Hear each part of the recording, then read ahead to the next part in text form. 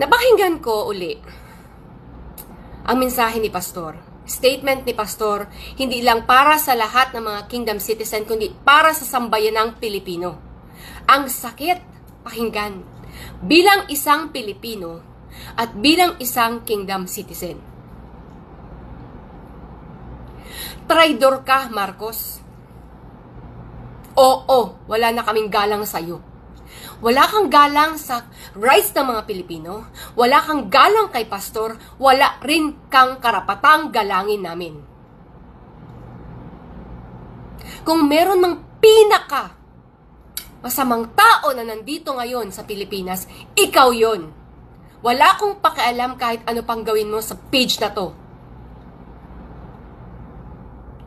Sawang-sawa na kami. Ang dami ng mga nangyayari dito sa Pilipinas.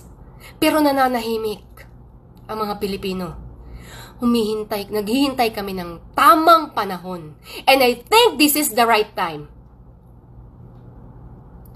Pagkatapos yung gipitin ng gusto ang SMNI, sasabihin nyo dumaan sa due process. Ngayon, gigipitin nyo yung pastor namin kung ano-ano mga false witnesses na mga yawang mga witnesses nandyan sa inyo sa Senado, lalo na itong hontivirus na to na pinakikinggan ang walang kwentang mga witnesses na dala-dala niya. Pareho niyang walang kredibilidad. Gusto ni mo idaan sa due process? Hindi nyo nga dinaan sa due process kami? Ang SMNI, ang Kingdom of Jesus Christ, si pastor, niya gusto nyo idaan sa due process? Ang lahat ng mga accusations sa inyo ngayon? Ang kapal. Sa lahat ng presidente, ikaw ang pinakademonyo. Sorry wala na talaga kaming respeto sa'yo. Napaka-inosente ni Pastor.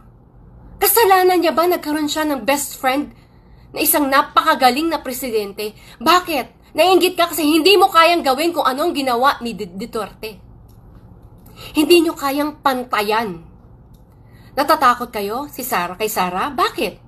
Kasi kayang gawin ni Sarah kung anong nagawa ng tatay niya. Baka pwedeng sobra pa. Kaya ngayon, anong mga pinagagawa nyo? People's Initiative. Dahil ano? Dahil gahaman kayo sa kapangyarihan, gusto nyo magstay dyan sa power. Pues, hindi mangyayari yan. Lalo na sa ginagawa nyo ngayon kay Pastor. Tapos gagawa nyo pa ngayon, nakipag-connivance pa mo kayo dito sa mga Amerikano? Para ano? Kasi hindi nila magawang malitis doon sa Amerika dahil wala silang makitang matibay na ebidensya. Kaya ngayon, nakipag-connivance kayo sa inyo? Anong papakita nyo? Iyang mga witnesses ninyo, na isang witness nga dyan, nilitis na dito, gidinay Mangani dahil wala siyang klarong ebidensya. Dahil isa siyang bayaran at dahil isa siyang fake. Tapos inanaon niyo si Pastor? Napaka-inosente ni Pastor. Wala siyang ibang gusto kundi ang kabutihan ng tao. Pero ginanyan niyo siya.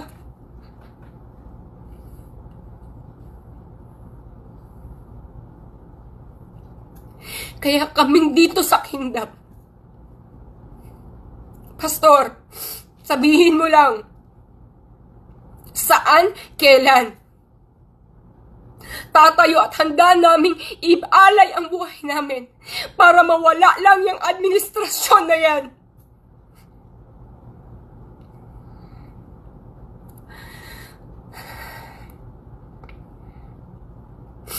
Mga kapwa ako Pilipino, tama na. Tama na ang kademonyohan ng administrasyon na to. Kung nagawa nila yan kay Pastor, na ma-impluwensya, makapangyarihan, kaya nilang gawin yan sa mas ordinaryo pang tao. Magtulong-tulong tayo, mga kapwa Pilipino. Nananawagan ako sa inyong lahat. Magkaisa tayo. Kami dito sa Kingdom Nation, we will protect Pastor no matter what. But we as Filipinos, let us protect our rights. Let us protect our Constitution. Yun lang po masasabi ko sa ngayon. Kapit-bisig tayo, kapwa ko Pilipino.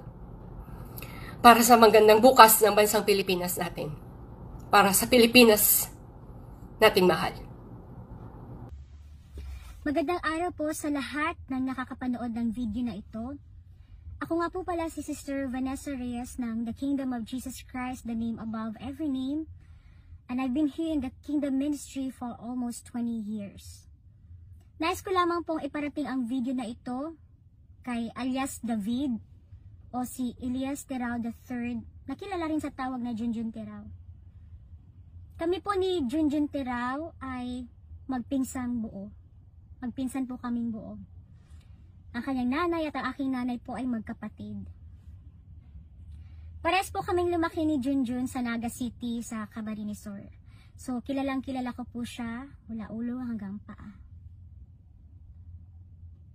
Junjun or alias David. Grabe naman ang kasinungalingan mo. During sa Senate hearing na ginanap ka makailan lang, nakuha mo pang magtago, nagmaskara ka pa, nagshades ka. Talagang tabon na tabon yung mukha mo. Pero sinabi mo na apo ka ni pastor. Ba't ka nagtatago sa maskara? Ba't di mo ilantad yung tunay mong mukha? Wala ka nang hiya sa ginawa mo, di ba? Lahat ng mga sinabi mo sa Senate hearing, puro mga kasinungalingan. Ang dami-dami mong sinabing kasinungalingan.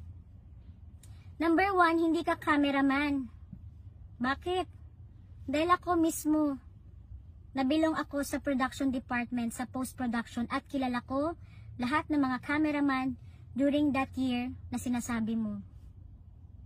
O, pinahawa ka nga lang talaga ng wire, pero hindi ka cameraman. Tsaka, yung sinabi mo, minaltrato ka, binartolina ka, binaboy ka, with all the paiyak-iyak pa. Junjun, kilala kita, madrama baya jud ka. Grabe ka drama imong kinabuhi sa tinuod lang.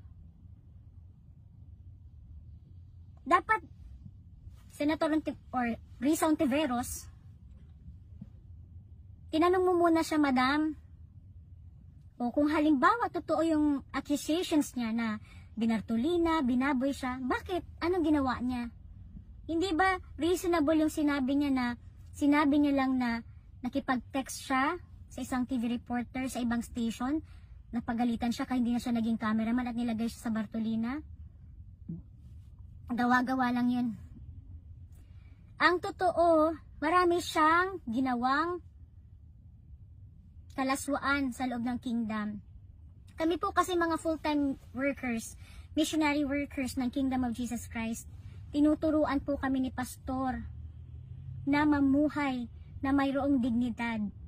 Both men and women. Kaya sa kingdom makikita nyo ang mga dignified men and women.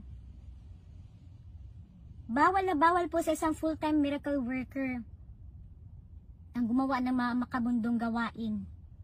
Hindi ko na dito isasabi mga kapatid sapagkat di nyo ito masisikmura. Gawain ba yun ng isang full-time miracle worker?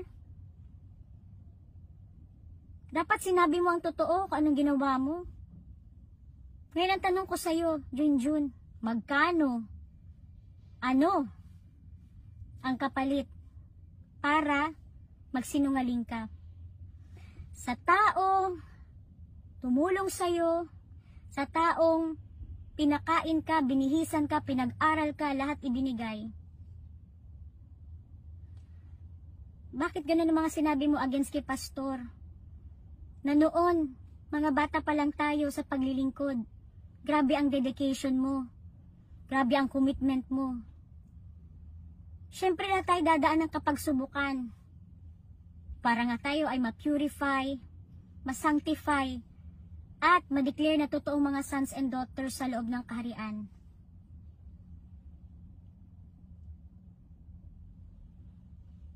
Nag-full-time miracle worker tayo, di ba? Pumasok tayo sa full-time ministry. Ako personally, I went full-time, not expecting anything in return. Hindi ako nag-expect ng kahit anong kapalit dahil ang aking mission ay makatulong sa gawain. Yung fundraising, hindi naman yan isolated lang na sa atin lang natin, tayo lang gumagawa niyan. Yun lahat ng mga simbahan, lahat ng organizations, meron silang iba't ibang kapamaraanan para sa kanilang fundraising. Bakit? Di ba kahit nung nasa elementary ka, nagtitinda ka rin nga ng kahit ano-ano, di ba? Para may pambaon. Dito sa kingdom, kaya nga tayo pumasok as worker para makatulong tayo sa gawain ng Ama. Makatulong tayo kay pastor. At ang lahat ng ito, fundraising, lahat na pupunta ito sa magandang gawain. Hindi sa kung ano-anong bagay lang. Alam mo, Junjun, sana may natitira pang kahit kaunting konsensya sa'yo. Sabihin ko lang, no? Dahil ginawa mo ito sa taong napakabuti. Hindi ko lang to na-share sa'yo noon. Pero merong instance noon na nag-serve ako kay pastor during one of his lunch meal. Ang bungad agad sa akin ni pastor, ikaw ang kanyang kinamusta. Doon pa yon. Tanong niya kung kumusta na daw ikaw ang pinsan ko na pinag-aral niya sa Maynila. Masaya si pastor at proud siya na pinag-aral ka niya. Pero ito ang kapalit ng kabutihan ni pastor. Hanggawan mo siya ng kwento. Accusations na hindi naman to totoo, Junjun. Naalala mo nung lumabas ka?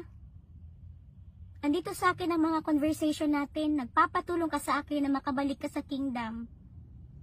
Sabi mo pa sa akin, tulungan mo ako, Net. Gusto ko makabalik sa kingdom. Gusto ko ulit maging full-time worker. Kasi ang buhay nandyan sa loob ng kingdom. O dito, ipopost ko lahat ng conversation natin. Junjun, alam mo sa sarili mo, ever since pa, mga liliit pa tayo, suwail ka nga bata. Bisag imong mama o papa mo hilak manggani sa katigasan ng ulo mo. Eh, sino maniniwala sa'yo? Kung may natitira pang konsensya dyan sa loob mo, kahit katiting, bawiin mo lahat ng sinabi mo kay pastor. Sabihin mo lang kung anong totoo. Bagabaging ka sana ng konsensya mo. Na sa kada pagtulog mo, kung makonsensya ka, dahil ginawan mo ng masama ang tao na kumupkup sa'yo, nagpakain, binihisan ka, pinag-aral ka, binigyan ka ng magandang sanang kabukasan dito sa kingdom, pero itong lahat nawala dahil sa kagagawan mo rin. Choice mo yan, di ba? Choice mo magpakademonyo, choice mo gawin ko anong kalooban mo, choice mo na hindi magpasabit sa kingdom. Pero sayang, Junjun, kasi madadamay mga mahal mo sa kinabuhi ni mo, mga mahal mo sa kinabuhi. Ang grasya na sana, may pagkakalobin sana sa kanila, pinagkait mo sa mga mahal mo sa buhay.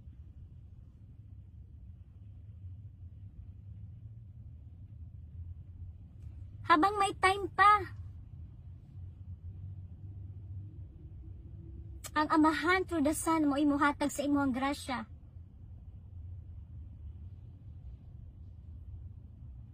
Tanang magisulti nimo o sa tanan ng mga nag-witness kunuhay. Lahat kayo na nag-witness dyan sa Senate hearing. Lahat kayo mga bogus witnesses.